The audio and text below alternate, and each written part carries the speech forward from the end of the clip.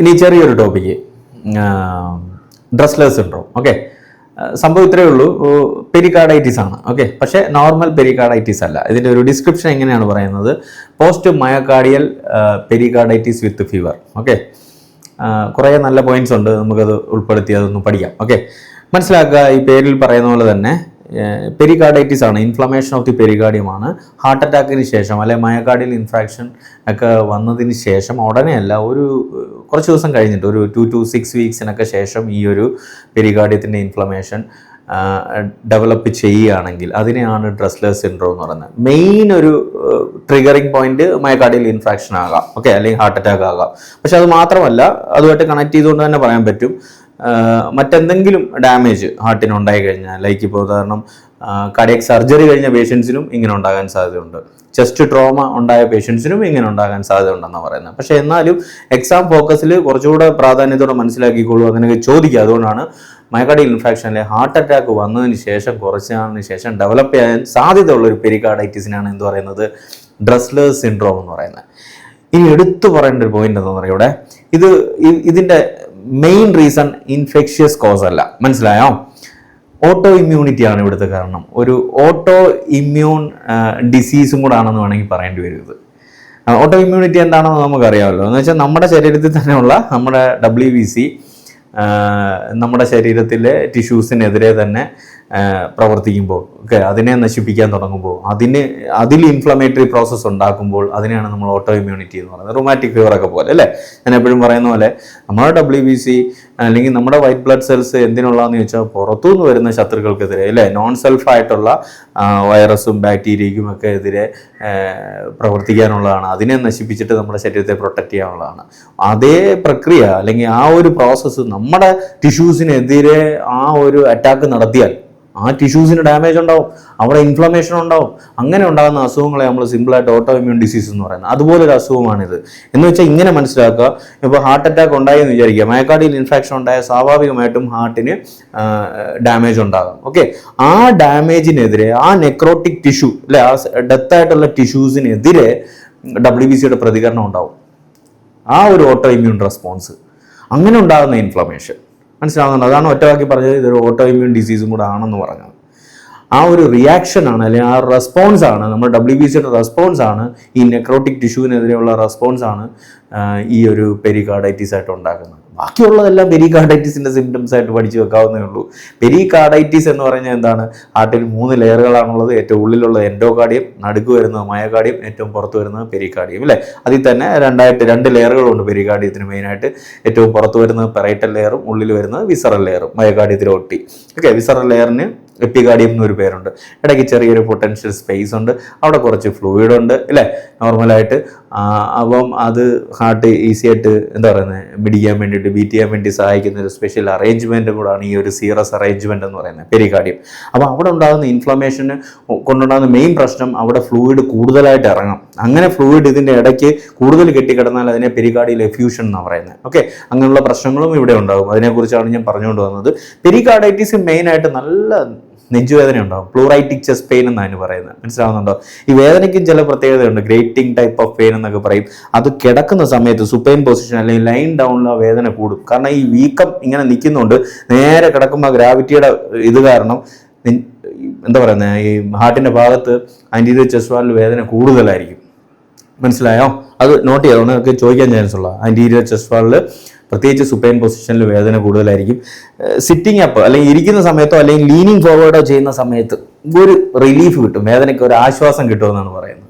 Okay, അതൊക്കെ പെയിനുമായിട്ട് ബന്ധപ്പെട്ടുള്ള കുറച്ച് നല്ല പോയിന്റുകളാണ്. പിന്നെ ഫീവർ ഉണ്ടാവും. ഓക്കെ, ഇൻഫ്ലമേഷൻ്റെ ഭാഗമായിട്ട് ഫീവർ ഉണ്ടാവും, അത് ഇമ്പോർട്ടൻ്റ് ആണ്. പിന്നെ എടുത്ത് പറയേണ്ടത് പെരികാർഡൈറ്റിസിൻ്റെ തന്നെ ക്ലാസിക്കൽ സിംറ്റം അല്ലേ, പെരികാർഡിയൽ ഫ്രിക്ഷൻ റബ്ബ്. മനസ്സിലായോ? ഈ പെരികാർഡിയൽ ഫ്രിക്ഷൻ റബ്ബ് എന്ന് പറഞ്ഞു കഴിഞ്ഞാൽ ഈ 2 ലെയറുകളുണ്ടല്ലോ, പെറൈറ്റൽ ലെയറും വിസറൽ ലെയറും പെരികാർഡിയത്തിന്. അത് ഇൻഫ്ലൈംഡ് ആയിട്ടിരിക്കുകയാണ്, വീങ്ങിയിരിക്കുകയാണ്.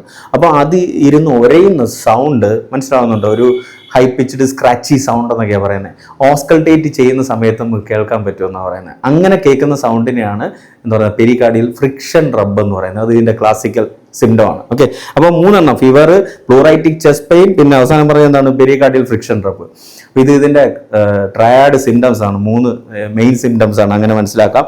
മറ്റ് ഫൈൻഡിങ്സ് ഒന്ന് ഞാൻ പറഞ്ഞായിരുന്നു, പെരികാർഡിയൽ എഫ്യൂഷൻ ഉണ്ടാകാം, സ്വാഭാവികമായിട്ട് ഇൻഫ്ലമേഷൻ ആണ്. അപ്പോൾ ESRും WBCയുടെ കൗണ്ടൊക്കെ കൂടി നിൽക്കാം, പേഷ്യൻ്റ് ഫെറ്റീഗും മലൈസ് അങ്ങനെയുള്ള സിംറ്റംസ് വരും.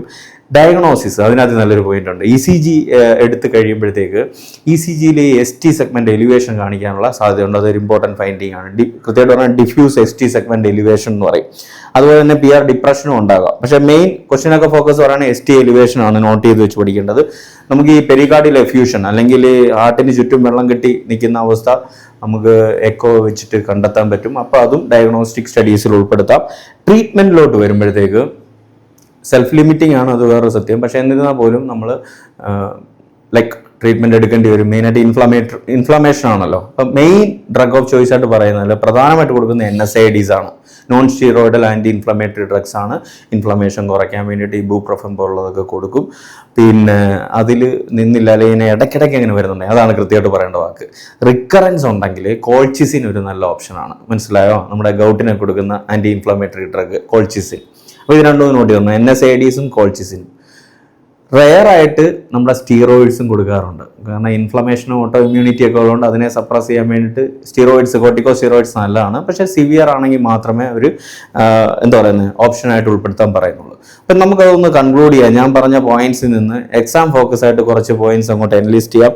ഫസ്റ്റ് പോയിന്റ് എടുത്തു പറയേണ്ടത് ആഫ്റ്റർ MI അല്ലെങ്കിൽ കാർഡിയക് സർജറി കഴിഞ്ഞ പേഷ്യൻസിനാണ് ഇത് ഉണ്ടാകാൻ സാധ്യതകൾ. അതൊരു പോയിന്റ്. ഓട്ടോ ഇമ്മ്യൂണിറ്റി ആണ് മെയിൻ കോസ് ആയിട്ട് പറഞ്ഞത്, ഇൻഫെക്ഷൻ അല്ല. യൂഷ്വലി ഈ പറഞ്ഞ പോലെ MIക്ക് ശേഷമോ സർജറിക്ക് ശേഷമോ 2 to 6 വീക്സിലാണ് ഇതിൻ്റെ ഓൺസെറ്റിന് സാധ്യത ഉള്ളത്. പിന്നെ അതുപോലെ തന്നെ ചെസ്റ്റ് പെയിൻ പറഞ്ഞായിരുന്നു, pleuritic chest pain that improves with sitting up. ഇല്ല, എഴുന്നേറ്റ് ഇരിക്കുന്ന സമയത്ത് നല്ല ഒരു ആശ്വാസം ഉണ്ടാവും, വയസ്സാവും, ലൈങ് ഡൗൺ കിടക്കുന്ന സമയത്ത് കൂടാനുള്ള സാധ്യതയുണ്ട്. പെരികാർഡിയൽ ഫ്രിക്ഷൻ റബ് ഇതിൻ്റെ ക്ലാസിക്കൽ സൈനാണ്. ട്രീറ്റ് ചെയ്യുന്നത് മെയിനായിട്ട് NSAIDs, കോൾച്ചിസിൻ, മറ്റേ സ്റ്റീറോയിഡ്സ് ഒക്കെ വെച്ചിട്ടാണ്. ഓക്കെ, ഇത്രയും കാര്യങ്ങളെല്ലാം നോട്ട് ചെയ്ത് വെച്ചോ, വളരെ ഇമ്പോർട്ടൻ്റ് ആണ്. അപ്പോൾ നമ്മൾ ഈ പ്രാവശ്യത്തെ മെമ്പേഴ്സ് ഉള്ളി ഗോൾഡ് ലെവലിൽ വീഡിയോ ആഡ് ചെയ്തപ്പം ഈ പ്രാവശ്യത്തെ വീഡിയോയിൽ 3 ക്ലാസ്സുകളാണ് ഞാൻ ചെയ്തിട്ടുള്ളത്. ഒന്ന് ഈ പറഞ്ഞ നമ്മളിപ്പം നിങ്ങൾ കണ്ട ഡ്രസ്ലെസ് സിൻഡ്രോം, പിന്നെ എപ്സ്റ്റീൻ അനോമാലി, പിന്നെ ലിംഫാറ്റിക് ഫൈലേറിയാസിസ്. ഓക്കെ, അപ്പോൾ ഇതുപോലുള്ള വീഡിയോസാണ് ഞാൻ ഗോൾഡ് ലെവലിലോട്ട് ആഡ് ചെയ്തുകൊണ്ടിരിക്കുന്നത് ഇപ്പോൾ. ഓക്കെ, ഇപ്പോൾ മെയിനായിട്ട് ഞാൻ പറഞ്ഞ പോലെ ഗവൺമെൻറ് എക്സാംസ്, പ്രത്യേകിച്ച് ഫാക്കൽറ്റി എക്സാംസിനൊക്കെ പ്രിപ്പയർ ചെയ്യുന്നവർക്ക് വേണ്ടിയിട്ടുള്ള കുറച്ച് റെയർ ആൻഡ് മാറ്റിയിട്ടേക്കുന്ന ടോപ്പിക്സ് ഒക്കെയാണ് നമ്മൾ ചേർത്ത് കൊണ്ടുവന്നത്. അപ്പം അത് ഞാൻ എപ്പോഴും പറയുന്ന പോലെ ഇങ്ങനെയുള്ള ടോപ്പിക്സിൽ നിന്ന് ക്വസ്റ്റ്യൻസ് വന്നേക്കാം. അപ്പം നമ്മൾ അതിൽ നിന്നുള്ള നോളജ് ഇല്ലായ്മ കൊണ്ട് മാർക്ക് നഷ്ടപ്പെടരുത്. ആ ഒരു രീതിയിലാണ് ഈ ടോപ്പിക്സുകൾ, ഇതുപോലുള്ള ടോപ്പിക്സ് ആഡ് ചെയ്ത് കൊണ്ടുപോകുന്നത്. അപ്പോൾ അതിനകത്തിൽ ജോയിൻ ചെയ്യാൻ വേണ്ടിയിട്ട് ചെയ്യേണ്ട കാര്യം, നമ്മുടെ സബ്സ്ക്രൈബ് ബട്ടൺ കഴിഞ്ഞിട്ട് ഒരു ജോയിൻ ബട്ടൺ ഉണ്ട്, അതിൽ ക്ലിക്ക് ചെയ്തിട്ട് ഗോൾഡിൽ നിങ്ങൾ മെമ്പറായി കഴിഞ്ഞാൽ സിൽവറിലുള്ള ക്ലാസ്സുകൾ നിങ്ങൾക്ക് ഓട്ടോമാറ്റിക്കലി ഗോൾഡിലും കിട്ടും. പ്ലസ് ഗോൾഡിൽ ഇപ്പം ഇതുവരെയുള്ള ക്ലാസ്സുകളുടെ കൂട്ടത്തിൽ ഇനി മുന്നോട്ടുള്ള ചെയ്യുന്ന ക്ലാസ്സുകൾ നിങ്ങൾക്ക് അവൈലബിൾ ആയിരിക്കും. ശരിക്കും പറഞ്ഞാൽ സിൽവർ, ഗോൾഡ്, പ്ലാറ്റിനം, ഡയമണ്ട് അല്ലേ, ഇത്രയും ലെവലുകളാണുള്ളത്. മുന്നോട്ട് മെയിനായിട്ട് ഈ പ്ലാറ്റിനവും ഡയമണ്ടും ഒക്കെ അതിനകത്ത് ക്വസ്റ്റ്യൻ ഡിസ്കഷൻ ക്ലാസ്സസ് ആണ് കൂടുതൽ ഇട്ടേക്കുന്നത്. മെയിനായിട്ട് ഗവൺമെൻറ് എക്സാംസിനും അതുപോലെ തന്നെ DHA, HAD, MOH, Prometric, English സാറിനൊക്കെ വേണ്ടിയിട്ട്. ഞാൻ എപ്പോഴും പറയുന്നത് പോലെ ഒരു ഒരു ഇൻട്രോ വീഡിയോ ഇട്ടിട്ടുണ്ട്. അതിനകത്ത് കുറച്ചും കൂടെ ഈ മെമ്പേഴ്സ് ഉള്ള സ്പെസിഫിക് ഡീറ്റെയിൽസ് ഞാൻ പറയുന്നുണ്ട്. ജോയിൻ ചെയ്യാൻ താല്പര്യമുള്ളവർ ആദ്യം ആ വീഡിയോ കണ്ടതിന് ശേഷം മെമ്പേഴ്സ് ഉള്ളിൽ മെമ്പർഷിപ്പ് എടുക്കാവുന്നതാണ്. പിന്നെ നമ്മുടെ ക്ലാസ്സുകൾ അവൈലബിൾ ആണ്. DHA, HAD, MOH, Prometric, ENGLEX-RM government എക്സാംസിനൊക്കെ വേണ്ടിയിട്ട് ക്രാഷ് കോഴ്സസ് 60 hours ഉണ്ട്, 5 days ഉണ്ട്. റെഗുലർ ക്ലാസ്സസ് അവൈലബിൾ ആണ്. അതിനകത്ത് തിയറി ക്ലാസ് വരുന്നുണ്ട്, ക്വസ്റ്റ്യൻ ഡിസ്കഷൻ ക്ലാസ്സസ് വരുന്നുണ്ട്, റിപ്പീറ്റ് ചെയ്ത് വരുന്ന ക്വസ്റ്റ്യൻസിൻ്റെ പാക്കേജ്, ടെസ്റ്റ് സീരീസും ഒക്കെ ആയിട്ട് അവൈലബിൾ ആണ്. അപ്പോൾ ഇത് നഴ്സിംഗ് പ്ലീസ് ലെക്ചേഴ്സ് ആപ്പിലും വെബ്സൈറ്റിലും ഒക്കെ ആയിട്ട് ക്ലാസ്സുകൾ ഏത് സമയത്തും അറ്റൻഡ് ചെയ്യാവുന്ന രീതിയിൽ അറേഞ്ച് ചെയ്തിട്ടുണ്ട്.